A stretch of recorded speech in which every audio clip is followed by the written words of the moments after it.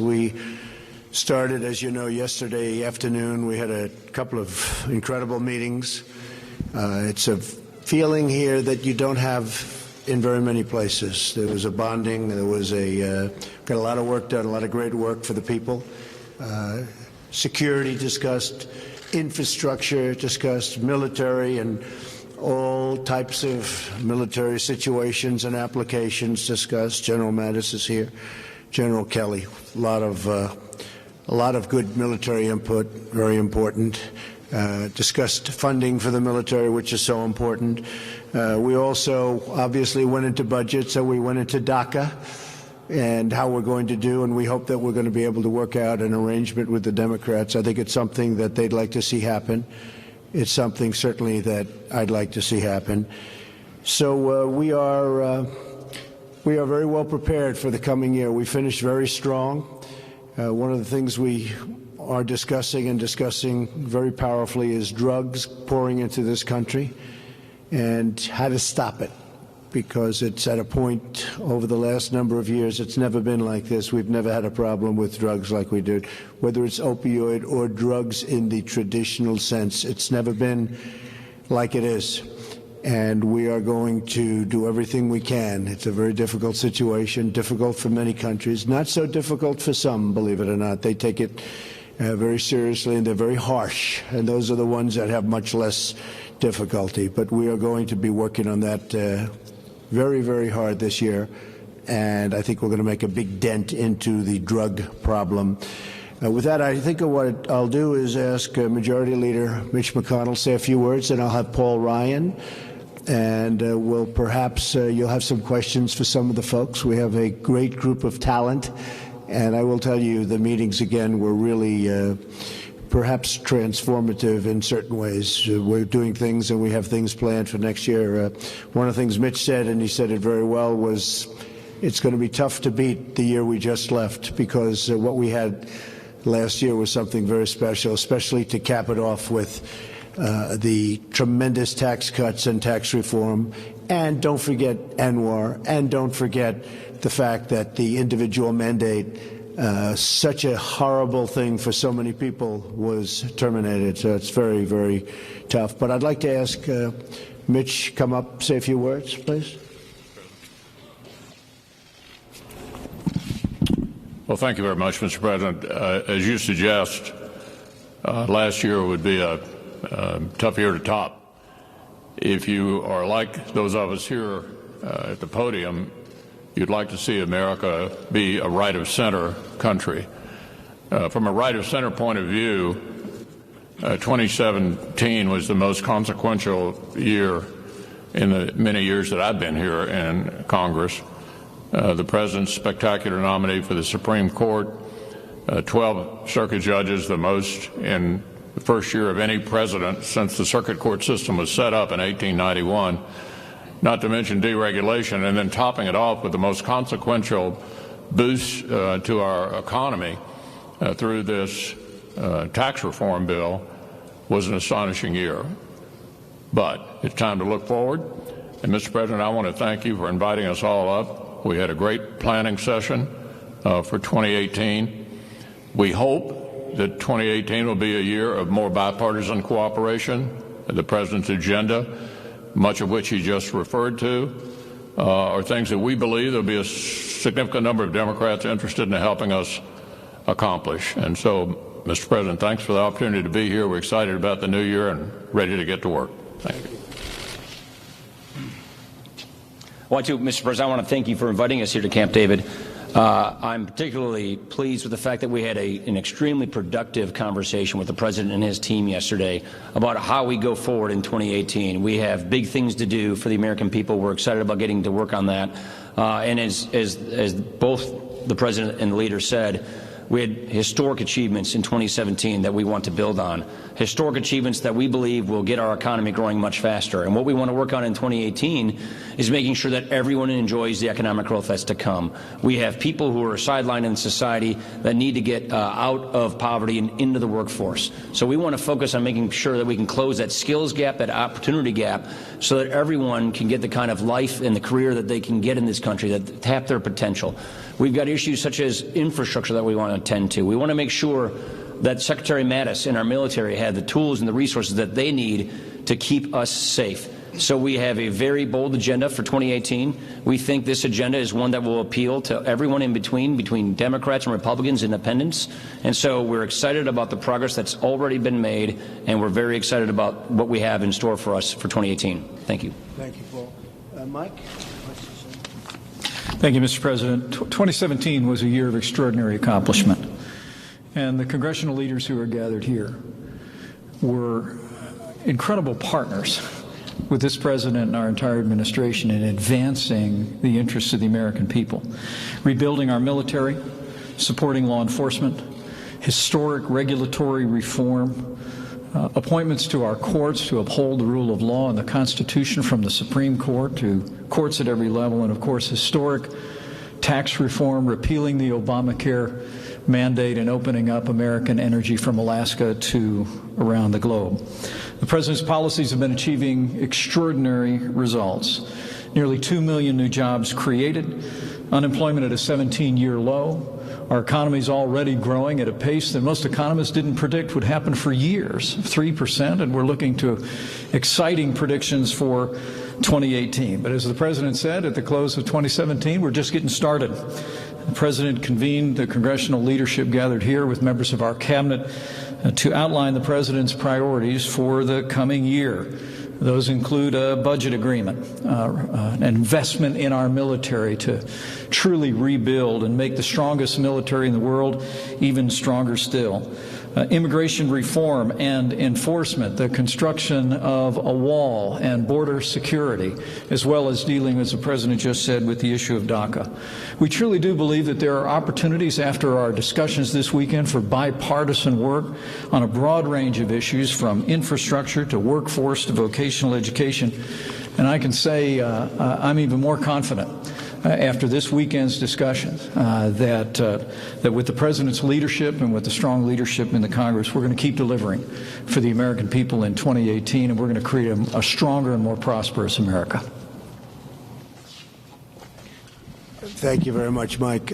Any questions for the group? Yes. Mr. President, I didn't hear any mention here of welfare reform. Is that something that is still on the agenda for 2018? We are looking at it. We're looking at aspects of it. It's a subject that's very dear to our heart. We'll try and do something in a bipartisan way. Otherwise, we'll be holding it for a little bit later. But we'll be looking to do that very much in a bipartisan way. We can. Yes. Mr. President, you were talking about the policy issues that you all were focusing on the last few days here at Camp David. But this morning you were tweeting about your mental state. Why did you feel the need to tweet about that this morning? Well, only because I went to the best colleges, or college. I went to I had a situation where I was a very excellent student, came out, made billions and billions of dollars, became one of the top business people, went to television, and for 10 years was a tremendous success, as you probably have heard. Ran for president one time and won. And then I hear this guy that doesn't know me at all. By the way, did not interview me he said he interviewed me for 3 hours in the White House. It didn't exist, okay? It's in his imagination.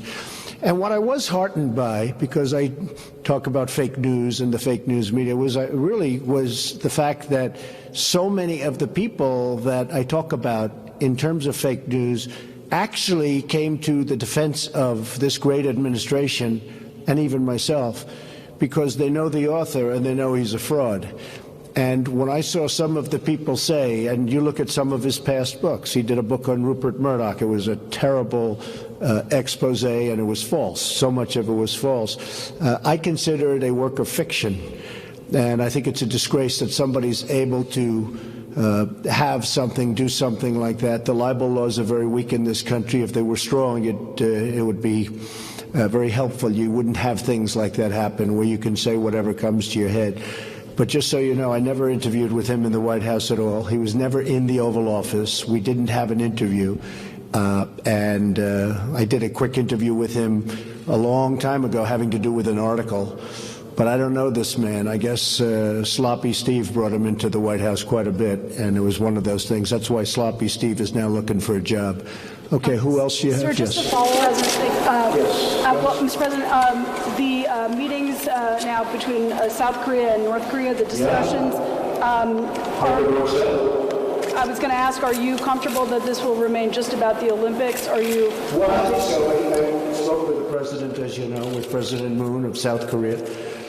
He thanked me very much for my tough stance, and for 25 years they haven't been using a tough stance. They've been giving everything. When you look at what Bill Clinton did, and you've seen the famous clip where Bill Clinton wants to give him everything, and where I said years ago with Russer, Meet the Press, many years ago, I talked. I don't think anything's changed. You have to have a certain attitude, and you have to be prepared to do certain things, and I'm totally prepared to do that. But President Moon called me, and we had a great discussion a couple of days ago, and he thanked me very much, and I hope it works out. I very much want to see it work out between the two countries. I'd like to see them getting involved in the Olympics, and maybe things go from there. So I'm behind that 100%. He actually thanked me. He said, and a lot of people have said, a lot of people have written that without my rhetoric and without my tough stance, and it's not just a stance. I mean, this is what has to be done, if it has to be done, that they wouldn't be talking about Olympics, that they wouldn't be talking right now. Are you comfortable that they're not also taking the conversation beyond the Olympics while he... Well, I hope they do. I hope they do. I would love to see them take it beyond the Olympics. We have a very good relationship with South Korea. I would love to see it go far beyond the Olympics. Absolutely. And at the appropriate time, we'll get involved. But I like the idea if they're dealing on the Olympics, that should be between those two countries. Yes. Mr. President, did you ask the White House counsel to ask Attorney General Sessions not to recuse himself from the Russia investigation? 100% proper. The story, by the way, in the Times was way off, or at least off. But everything that I've done is 100% proper. That's what I do, is I do things proper. And, I guess the collusion now is dead, because everyone found that after a year of study, there's been absolutely no collusion. There has been no collusion between us and the Russians. Now, there has been collusion between Hillary Clinton, the DNC, and the Russians. Unfortunately, you people don't cover that very much, but the only collusion is between Hillary and the Russians and the DNC and the Russians, and one of those things. Okay, any other questions? In what way was the New York Times story off? You'll find out, but the story was off. Do you stand by Jeff Sessions as your Attorney General? Yes. And will Gary Cohn continue to remain? I hope so. Where's Gary? Is he here? He was here. Gary, come here. Did you hear the question, Gary, in this beautiful hangar that's freezing? I did not, sir. They said, will Gary Cohn continue or remain in the administration? I said, I hope so. Now, if he leaves, I'm going to say I'm very happy that he left, okay? All right? Come here, Gary. Come here. Are you happy, Gary? He just passed a very big bill. I think he's pretty happy. Yes, I'm happy. How's that? Come on. Gary, hopefully we'll be staying for a long time. Yes, ma'am. Just to follow up on the conversations between North Korea and South Korea, are you willing to engage in phone talks with Kim Jong-un right now? Sure. I always believe in talking. Do you think But we have a very firm stance. Look, our stance, you know what it is. We're very firm. But I would do that. No problem with that at all. So no prerequisites to coming to the table and talking with him? It's not what I said at all. Look, right now they're talking Olympics. It's a start. It's a big start. If I weren't involved, they wouldn't be talking about Olympics right now. They'd be doing no talking, or they would be much more serious.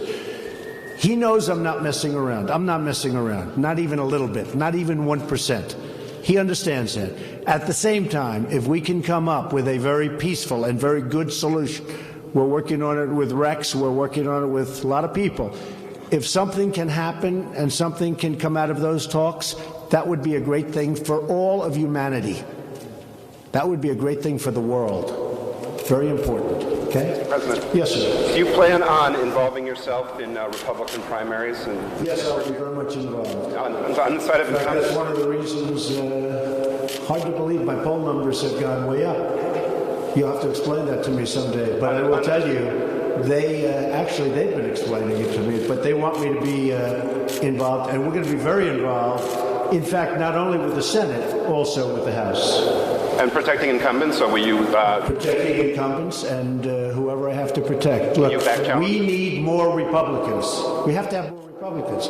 With that being said, I think we're going to go bipartisan. I think we're going to have some really great bipartisan bills. But we need more Republicans so that we can really get the rest of the Make America Great Again agenda passed.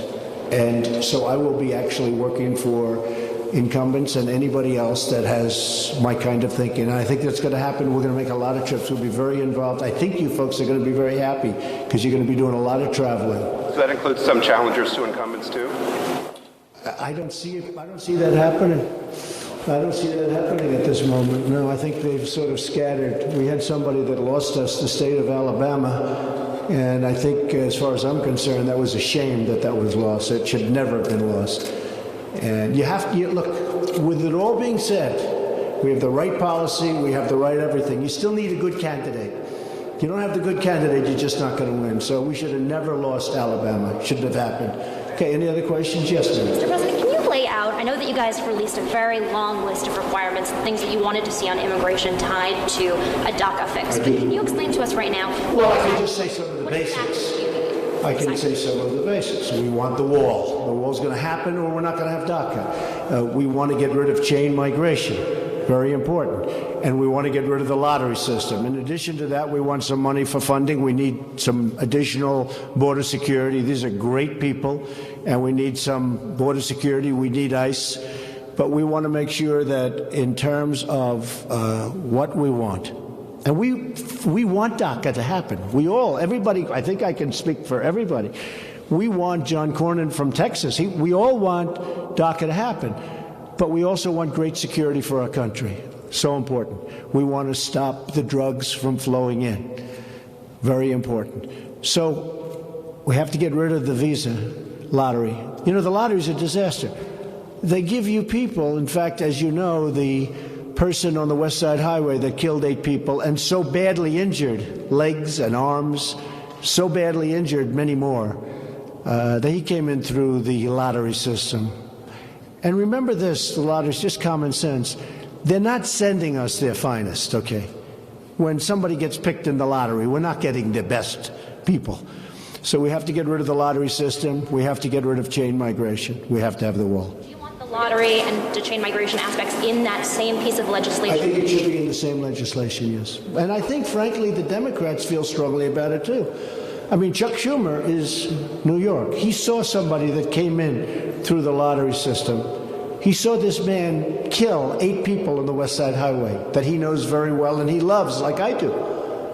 I think he's okay with it. I really think we'll have a lot of Democrat support. I hope so. Okay? Yes, Mr. President, have there been any more efforts to get Mexico to pay for the wall? Yeah, I believe that Mexico will pay for the wall. I have a very good relationship with Mexico. As you know, we're negotiating NAFTA. We'll see how that goes. Yes, but Mexico will pay. In some form, Mexico will pay for the wall. I got time for one more question. One more question. Mr. President, if Robert Mueller asks you to come and speak with his committee personally, are you committed still to doing that? Do you believe that's appropriate? Just so you understand. There's been no collusion. There's been no crime. And in theory, everybody tells me I'm not under investigation. Maybe Hillary is, I don't know, but I'm not. But there's been no collusion. There's been no crime. But we have been very open. We could have done it 2 ways. We could have been very closed, and it would have taken years. But, you know, it's sort of like when you've done nothing wrong, let's be open and get it over with. Because, honestly, it's very, very bad for our country. It's making our country look foolish. And this is a country that I don't want looking foolish. And it's not going to look foolish as long as I'm here. So we've been very open, and we just want to get that over with. Okay, anybody else? I think we're set. Thank you very much. I appreciate it. Thank you. Thank you very much. Appreciate it. Thank you.